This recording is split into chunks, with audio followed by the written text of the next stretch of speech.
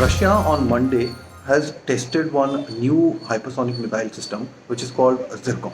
Now, why this is such an important topic that we need to talk about? What is a hypersonic missile? Hypersonic missile is a kind of a missile which can travel more than 5 times the speed of the sound. Now, what is the speed of the sound? Speed of the sound is almost 343 miles per second, and when we convert it into kilometers and hours, it becomes 1265 kilometers per hour. Imagine the kind of the speed that this particular missile system, which is called Zircon, developed by Russia and tested on Monday, would be having. Now, how this missile actually works?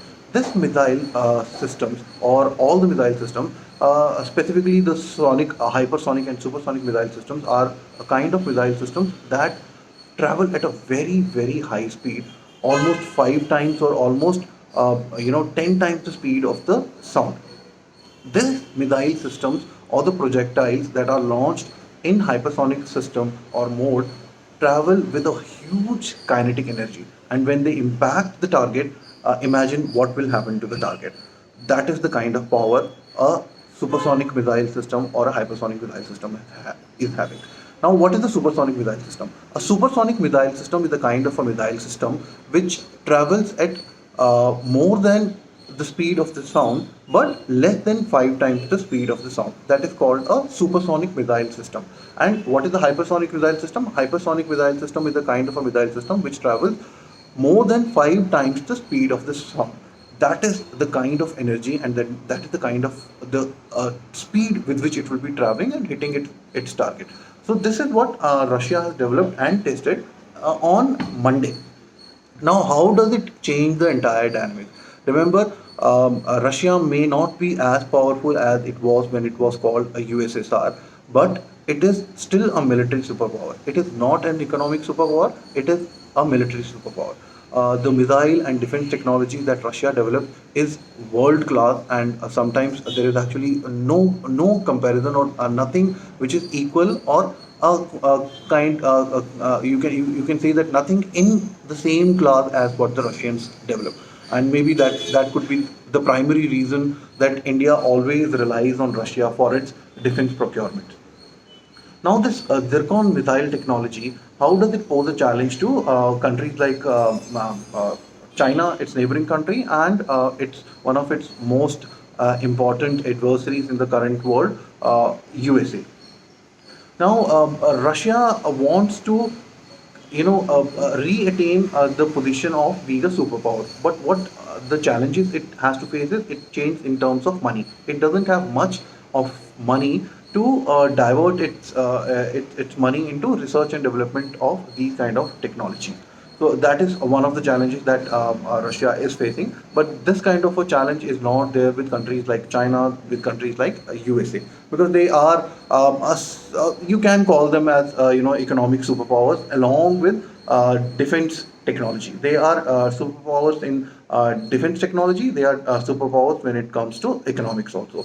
Now, what this was, a press release was made, or a lot of information regarding this was released by the Russian media, their defense website. And what are the unique features of this missile Zircon is what we are going to talk about.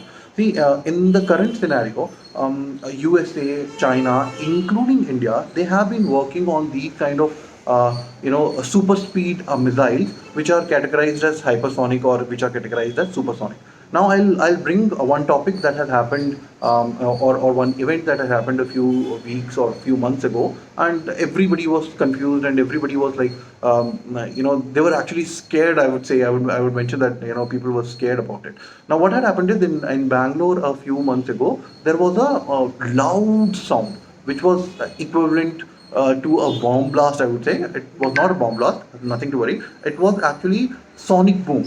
Whenever a missile or a kind of aircraft, it crosses the speed of the sound, or the sonic barrier it is called. When it crosses the sonic barrier, this kind of a loud thud or loud sound is generated, which is called a sonic boom.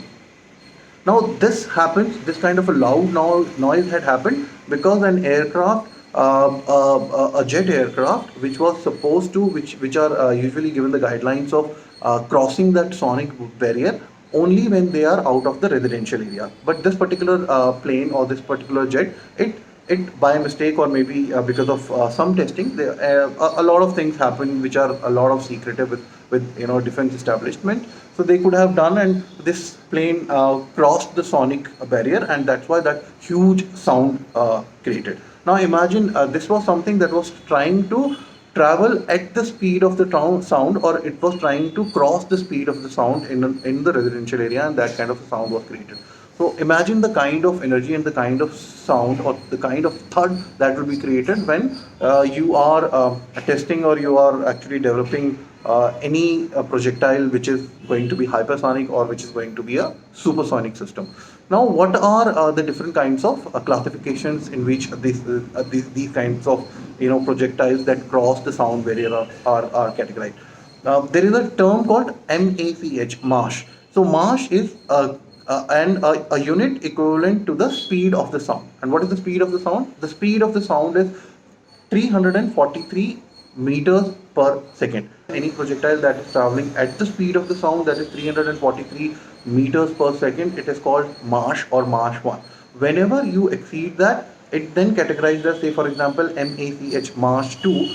That means 2 times the speed of the sound. When it is called Mach 3, it is called 3 times the speed of the sound. Now this missile that the Russians tested on Monday is claimed by the Russian agencies to be something more than Mach 5. Whenever a projectile or a missile is above Mach 5, that is 5 more than 5 times the speed of the sound, it is categorized as something called hypersonic missile. Whenever it is less than 5 times the speed of the sound, that is less than 5 Mach, it is called a supersonic missile system. In the present world, a lot of countries like Russia, like America, like China, they all have been developing these kind of technologies, and they have been trying and they have been working on the research part of these kind of missiles since past 30 years. For the past 3 decades, they have been able to, or they have been actually working on it, but the results were not that great. But only one country has always taken lead when it comes to defense and missile technology, and that is Russia, because Russia is considered a missile superpower. No matter what you may say, that it is not a powerful country, it is not a rich country, it might not be a rich country, but when it comes to defense technologies, they are actually the superpower. And Russia, as well as China and all the other countries, are actually scared of Russia, primarily because of these reasons.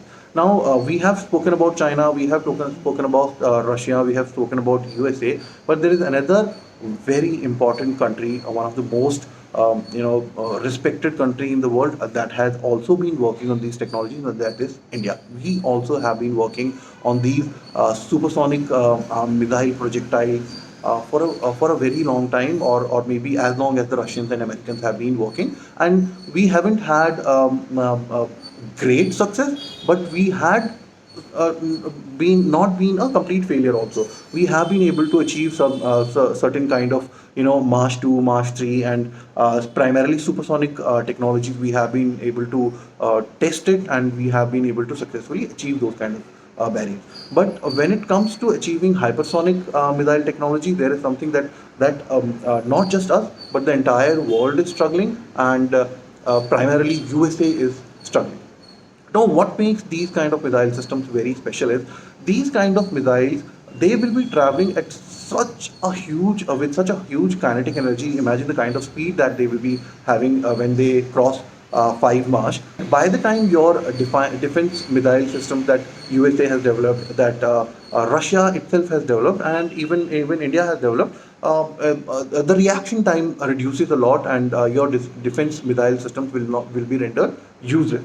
These are exactly the kind of missile defense systems that you would have seen in your Star Wars movies, creating a dome, and the moment enemy missile comes, you launch another missile from here, and it interjects it mid-air, and tries to placate whatever the damage it could have done. So those are called missile defense technologies. We India has also developed it. America definitely has. China do not have these kind of technology, this kind of a technology, and they have been reliant on Russia, which is and they use their defense technology called S-400 Triumph. So the same missile defense technology that they are supposed to be exporting to India, or it is supposed to be 4 to 5 batteries of the missile defense technology that they are going to export to India. Now, when it comes to the Zircon missile system, some of the most lethal features that it has have is, one is it is something of a hypersonic class of a missile, which travels at more than 5 times the speed of the sound. So imagine a missile that is being launched by Russia. If it launches the missile, and it can travel, the Zircon particular missile can travel to a distance of 600 kilometers. 600 kilometers with an accuracy which is completely mind blowing. So when you consider, convert this speed of the missile projectile into kilometers and hours, it becomes 1,264 kilometers in an hour. That is the kind of speed, and that is the kind of distance it can travel in an hour.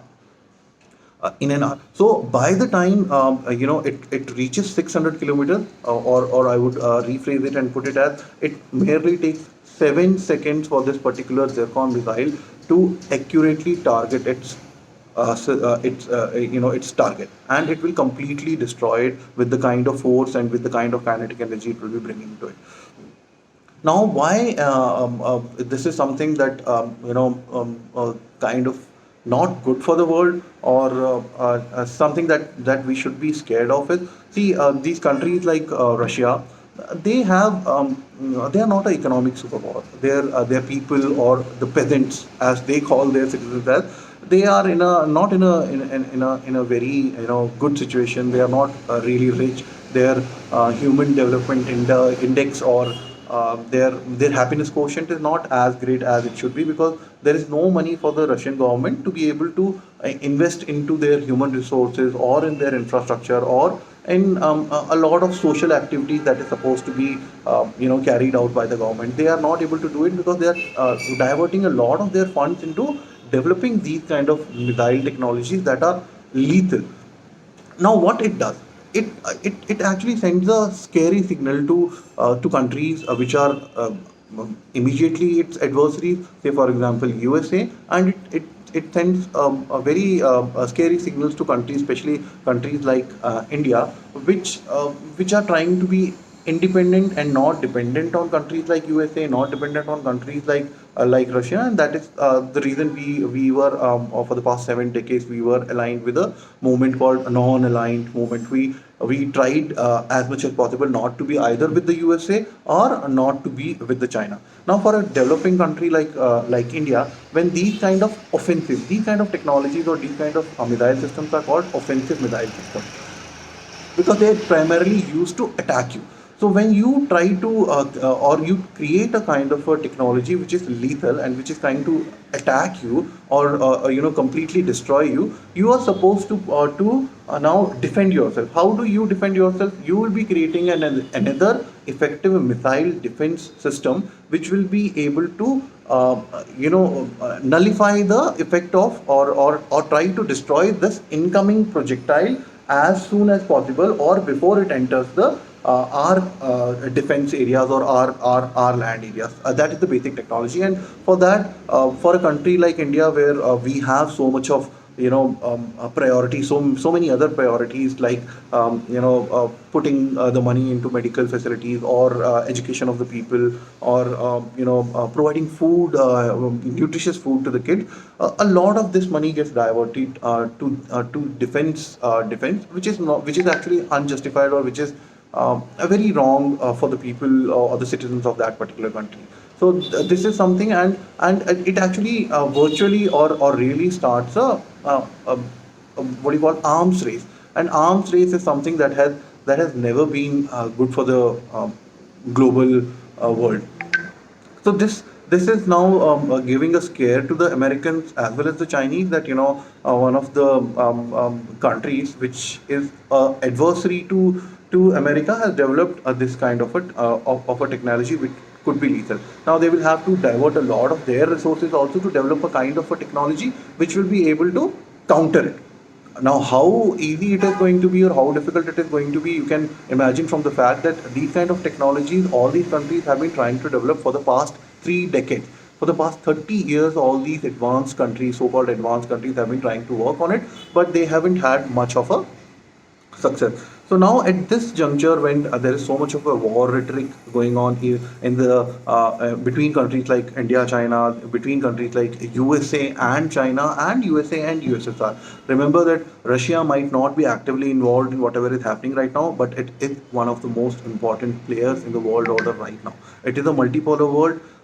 It is going to be like that, where there will be not one superpower, and not only just two superpower, which was pre 1989 or pre Cold War. It was called a pre 1918 or pre USSR world, was always called as the bipolar world, because we had two superpowers. One was Russia and one was America. But in the with the rise of the China in the past 3 decades, it is primarily supposed to become a not a tripolar world, because along with China there is another country, and that is our country, India, is also developing, and it is also creating these kind of avenues for its citizens and its technology, where it is also emerging as the superpower in terms of economy, or in terms of missile technology. We are not there yet, but yes, we are on the path. So the world considers India also as a superpower, and that is why the current world scenario is supposed to be a multipolar world, where there will be many countries which will be very very powerful economically as well as defense wise, and they will primarily form the rules of the world. Organizations like United Nations and World Health Organizations, or a lot of other things that they did not do in the right way. So there will be more voices coming out, because there will be more than one or two countries that will be powerful and their voices will be heard, which is China, which is India, which is Russia, and which is America. So this is what the missile that the Russians have developed, and trust me, it is something of a very very scary scenario. Not that Russia is going to attack, but you never know how, with the change of the head of the state, or with the change of the scenario the world over, with the corona coming in, how friends and how enemies change quickly. Russia is now very very closely aligning with Pakistan also. Russia is a very very close friend of China also, and we have had a very long relationship with Russia. So it complicates all the situations. Our defense dependent, and our alliances with these kind of countries like Russia, who have been supporting India for a very long time, it becomes a very difficult task. Now, what Mr.